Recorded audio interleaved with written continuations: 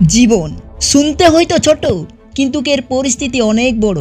পৃথিবীতে এমন মানুষ আছে যারা বলে আমার জীবনের কোনো মূল্য নেই, আমি পৃথিবীর কাছে হেরে গেছি, আমি মানুষের কাছে হেরে গেছি।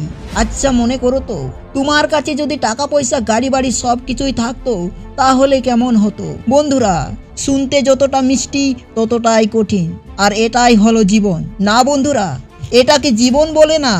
আজ আমি তোমাকে গ্যারান্টি দিয়ে বলতে পারি যে তুমি যদি সব কিছু পেয়েও যাও, তবে তুমি পাল্টে যাবে, অর্থাৎ তুমি মানুষ চিনবে না, তুমি অহংকারে ডুবে যাবে। জীবনের মূল্য শুধু টাকা বা অর্থ দিয়ে হয় না।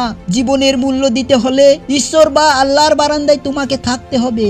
আজ হয়তো তুমি বেঁচে আছো, কিন্তু একদিন না একদিন তোমাকে অবশ্যই মরতে হবে। আর যদি আল্লাহ তোমাকে জিজ্ঞেস করে, তখন তুমি কি বলবে? টাকা পয়সা গাড়ি বাড়ি আমার কি নেই, সব কিছুই ছিল। আচ্ছা, একটা কথা মনে করো তো, যখন তুমি গর্ভে ছিলে তখন তোমার জীবন ছিল, তোমার কাছে কিন্তু টাকা পয়সা গাড়ি বাড়ি ছিল না। বন্ধুরা, ঈশ্বর যেদিন চাইবে নিশ্চয় তুমি পাইবে, তবে ঈশ্বরের দিকে চেয়ে থাকলে হবে না, তোমাকে মেহনত করতে হবে। তাই আজ আমি তোমাকে একটি গল্পের মাধ্যমে জীবনের মূল্য কতখানি বুঝিয়ে দেব। হয়তো অনেকের জীবনে গল্পটি নতুন রূপে নতুন ভাবে কাজে লাগতে পারে, আর এটা আমার বিশ্বাস, কারণ আমরা নিজেরাই জানি না আসলে আমাদের মূল্য কতখানি। তাই তো অন্যের কথায় ব্যতীত হয়, জীবনটাকে মূল্যহীন মনে হয়, অন্যের কথার উপর ভিত্তি করে আমরা হতাশ হয়ে পড়ি। তাহলে চলুন গল্পটি শুরু করি। দাদু বসে বসে পত্রিকা পড়ছে। ঠিক এমন সময় 15 বছরের নাতি এসে দাদুকে জিজ্ঞেস করে, আচ্ছা দাদু, বলো তো আমার জীবনের মূল্য কত?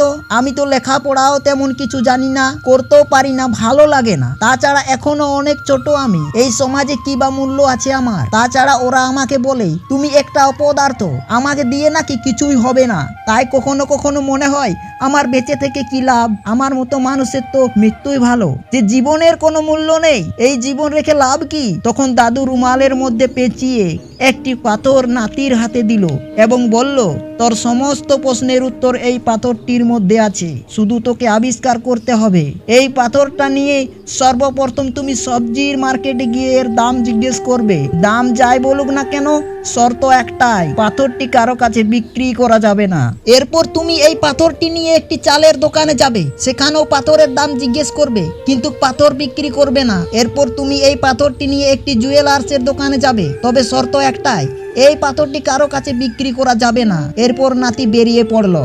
এবার নাতি প্রথম একটি বড় সবজির দোকানে গিয়ে পাথরটি দেখালো সবজিওয়ালাকে এবং জিজ্ঞেস করলো, এই পাথরটির দাম কত হতে পারে? সবজিওয়ালা বলল, তুমি এই পাথরটি রেখে আমার কাছে 5 কেজি আলু নিয়ে যেতে পারো। এবার একটি বড় চালের দোকানে গেল এবং দাম জিজ্ঞেস করলো। এবার চালের দোকানদার বলল, আমি তো এই পাথর চিনি না, তবে তুমি পাথরটি রেখে আমার কাছে 5 বস্তা চাল নিয়ে যেতে পারো। এরপর ছেলেটি সেখান থেকে বেরিয়ে একটি বড় জুয়েলার্সের দোকানে গেল এবং পাথরটির দাম জানতে চাইলো। এবার জুয়েলার্সের দোকানদার খুব ভালো করে পাথরটি পরীক্ষা নিরীক্ষা করে দেখলো এবং ছেলেটিকে বলল, তোমার এই পাথরটি এতটাই মূল্যবান যে আমার দোকানে যত স্বর্ণ অলংকার আছে তা সব দিয়ে দিলেও ওই পাথরের মূল্য পরিশোধ করা যাবে না, এই পাথরটি এতটাই মূল্যবান। এবার ছেলেটি হতভম্ব হয়ে গেল।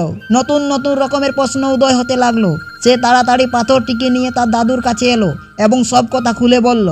তখন দাদু একটু হেসে বললেন, বুঝলে দাদু ভাই, যখন তুমি সবজিওয়ালার কাছে নিয়ে গিয়েছিলে তখন এর দাম ছিল মাত্র 5 কেজি, এবং চালের দোকানে যখন নিয়ে গিয়েছিলে তখন এর দাম ছিল মাত্র 5 বস্তা চালের দাম, কিন্তু যখন তুমি এই পাথরটি সঠিক জায়গায় নিয়ে গিয়েছো সেখানে তার দাম অনেক গুণ বেড়ে গিয়েছে। তাই তোমাকে বলবো, তোমার জীবনের দাম এই পাথরের চেয়ে বহুগুণ বেশি, শুধু অবস্থান ভেদে। তুমি সঠিক জায়গায় নিজেকে প্রেজেন্ট করো, দেখবে সঠিক মূল্য তুমি পাবে। তুমি যদি সবজিওয়ালার কাছে প্রেজেন্ট করো, তোমাকে তারা সবজিওয়ালার সাথে তুলনা করবে, আর এটাই বাস্তবতা।